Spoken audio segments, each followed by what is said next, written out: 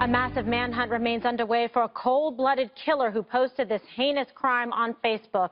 Cleveland police are now asking for the public's help to catch the 37-year-old suspect. A $50,000 reward for information that leads to the capture of Steve Stevens. We're still employing Steve to turn himself in, definitely to contact a relative or friend, because there are a lot of folks out there that want to talk to him, want to get this resolved peacefully. And this is what we would consider a national search for Steve. So we are not going to leave any stone unturned.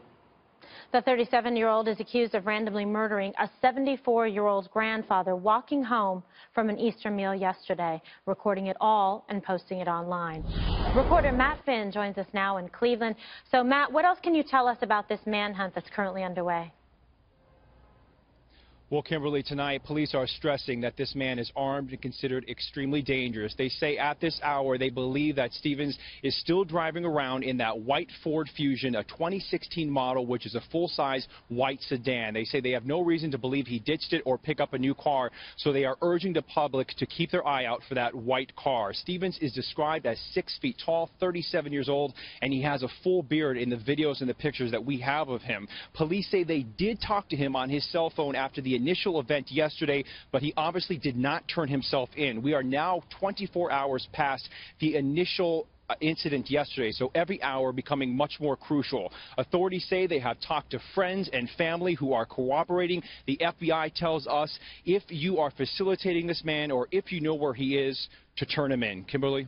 All right, Matt, we're going to take it around the table for some questions for you. Bob? Yeah, when they picked up a ping of a cell phone in Pennsylvania, I think, outside of Erie. That means he's had a cell phone on as he's driving away from Cleveland, I assume. And does that mean that they now don't have a ping and they just turned his phone off, or are they still using that as a tracking device? Well, two things, Bob. They say they talked to him on his cell phone yesterday, so they might have been tracking him at that point. There were reports all day long that his cell phone pinged near Erie, Pennsylvania. We talked to Erie police and the FBI, and they say they would not comment on that ping near Pennsylvania. There were a lot of reports that he was spotted in Philadelphia, but those have been shot down as a false alarm tonight, Bob.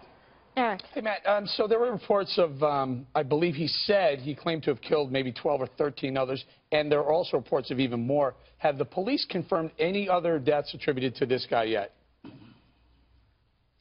Eric, tonight they are only confirming this one homicide, that 74-year-old man. They say that he claimed 13 other people, but so far no other deaths have turned up. Eric. All right, Dana. Matt, there was reports that he apparently had a breakup with his girlfriend or some sort of some argument or something that prompted him to do this, and that she put out a statement today. What did she say?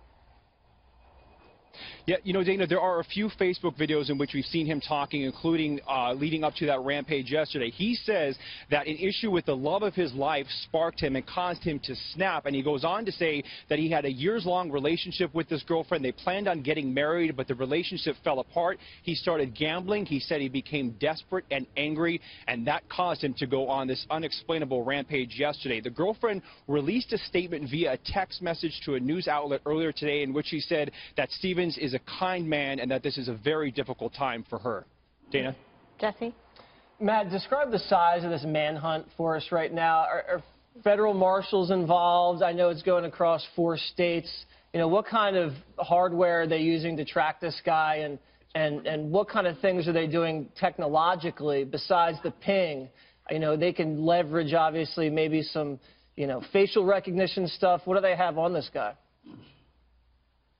Well, we understand that there are hundreds of state, local, and federal agents out right now. Initially, police were urging people to keep their eye out here in Cleveland and in states like Pennsylvania and New York. But tonight, they are now saying this is a nationwide manhunt. We asked directly what type of technology they might be using, and they said, quite frankly, we're not going to comment on that because Stevens might be watching, and we don't want to tip him off. Jesse? Okay, and Bowling has another yeah, question. Matt, very quickly, Facebook, this is very big for Facebook. Now, I understand this wasn't actually Facebook Live. They thought it was at first, but it ended up being uploaded to Facebook. But there's a lot of heat being directed towards Facebook for some of the murders, the rapes, and the suicides that are happening on Facebook Live. Zuckerberg pushed back a little bit. Do you have the very latest on where Facebook is as a company on this one? Well, you know, initially it was believed that he was streaming the murder live. We later learned that he posted the video of the murder. Facebook released a comment saying they are cooperating, but that the murder itself was not live. Eric. Okay, and this is a statement I guess we have. Matt will ask you to stand by for a moment. This is a horrific crime, and we do not allow this kind of content on Facebook. We work hard to keep a safe environment on Facebook and are in touch with law enforcement in emergencies where there are direct threats to physical safety. And Bob, you had another question? No, I was really, I found it a little unusual that this guy's job was a behavioral science community. It's not funny, but I mean, he was working with disadvantaged youth and people who had troubles, mental problems. How in the world does somebody like that get a job like that? Oh, you cleared him? Okay, let me ask you, Eric. How did he get a job like that? Well, I don't know. He's clearly unstable. The guy needs a lot of help. I mean, I don't think you can say anything. One thing had to do with the other. But I will tell you this Facebook issue is massive. Facebook has been pushing Facebook Live, extraordinarily successful. It's the growth of the company. They're looking at it. But how do you manage this? There is almost, you know, they'll pull down content that's uploaded that's offensive or bad or murderous or dangerous. But when it's going live, there's almost no opportunity for them to cut it off or to shut it down. This is a very big PR question for Facebook. Well, certainly, and I spoke to somebody there today who said that at first when it was reported that it was on Facebook Live and they checked that wasn't the actual case. It wasn't streaming it, as Matt was just saying. And after they got word that it was uploaded, it took them just 23 minutes to get it down. But in those 23 minutes, it was able to be cached in all sorts of different places, so that content is already up there, and it's impossible to get it down. But he had also been talking on Facebook Live saying, I'm going to kill somebody. So people were following him, waiting to see if he did it. Well, people got to call in to the police department and 911 and say somebody's talking about, you know, going to commit a homicide. He says he's committed other homicides. He's not going to stop, you know, killing, I guess, till he's caught. It's very disturbing. Can I ask you a question, Kimberly? Sure. About, as a prosecutor, if because I don't know how anybody stops this, right? Because Facebook Lives and other live applications, like on Twitter or wherever it might be, people love it and they're going to continue to do it, and that's not going to be taken away. They're not going to take back that technology. We need that functionality. But could you, as a prosecutor, utilize something like it would be like if you commit aggravated murder, you could get life plus X or Y if you live stream it on Facebook or you do something on social media. Would that be helpful? Really good question, because of the prevalence that we're seeing, and it's true. When look at the number of stories that we've reported on recently where we've seen bullying, torturing, rapes, all kinds of horrific crimes committed. They could then try to petition to put a new law on the books that would operate as a special allegation, a sentencing enhancement that would add on time, which is similar to, say, in narcotics, like if you exceed a certain amount of drugs, or a weapons charge and enhancement that adds time on, and you can like stack that consecutively depending on the number of Does that work to help deter?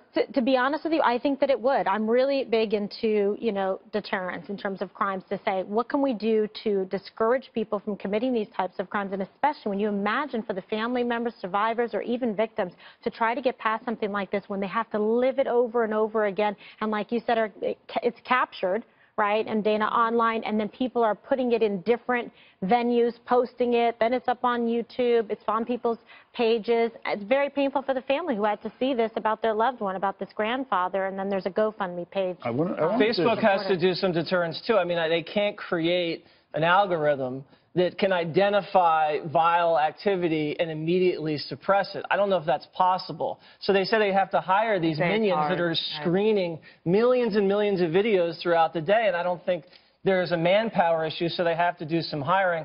But at a certain point... And someone will sue and go to the ACLU and say it's censorship. You didn't do enough. But we have seen a lot of these other tech platforms like a Twitter or a Facebook or a YouTube not do enough to stop, you know, ISIS activity, not do enough to suppress child pornography, and that stuff's able to slip through the cracks. So I don't know if Facebook is doing enough, but obviously they have a huge PR nightmare on their hands. You think there's a possibility that this is because so much of this was distributed by or viewed by 1.8 million people or something, that this might be inadmissible in court, this tape? Wait, why? No way. What? Is it possible it could be inadmissible? Oh, But a good lawyer okay, this is what can't you're find trying a to get jury? at. He's talking about more, it would never be inadmissible because it's a recording and they would authenticate it and get it from Facebook, and there's certain, like, evidentiary steps that you would go through to be able to introduce it into court because it's capturing the crime, much like videotapes in banks if there's a robbery or someone has a home surveillance or on the street. What you're talking about is, okay, this person wouldn't be able to get a fair trial because it's been viewed so many times, but because it's across the internet, usually a change of venue is really area and, like, geographically specific.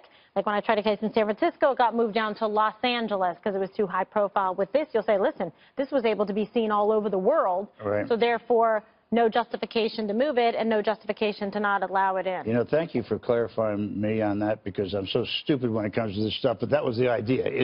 You were getting to a good point. Well, thank you very much. But it's true. I mean, this stuff gets seen all over the place, and can you really find yourself a reasonable jury that's going to... The jury? No, it's just like O.J. Simpson, when everyone watched the chase. It's like cameras that pick up a robbery, a theft, or whatever. That stuff all gets into court. You cure it in jury selection by asking the questions if they can be fair. Who's next to be using this venue? I mean, it is a very, very scary. And you're right, Danny. You can't take it away because someone else will just replace it with their brand of live streaming. But Facebook, you know, being the size that they are, they have some sort of responsibility to be figuring. So if they see a massive rush to a bunch of views. But wouldn't you say the same then? Create a program. Just to say, hey, let's take a look into what is actually happening. It's not a bad idea to try. But you were invited to Facebook, to their... Well, yes, for something different. But it was also an algorithm issue at the time that they were talking about in terms of how that was the accusation, was that they were suppressing conservative news. But to that point, Eric, then, but would you think that Apple and Google should comply with the federal government in its request for information when they're trying to track down terrorists? Do they have a responsibility to do that? No, because I don't think, no. I think that the privacy issue is constitutional and should stay intact with regards to that situation where there's the San Bernardino phone that the feds wanted Apple to unlock. I think that was the right decision. That's just me. My point is when you see a massive rush of viewership into a Facebook Live, into a live program upload going on, maybe have some way, some algorithm, red flag it and have someone at Facebook say, what is actually going on that's causing so much activity? And if it's illegal or looks like it's going to be illegal, shut it down. All right, I got to shut this down.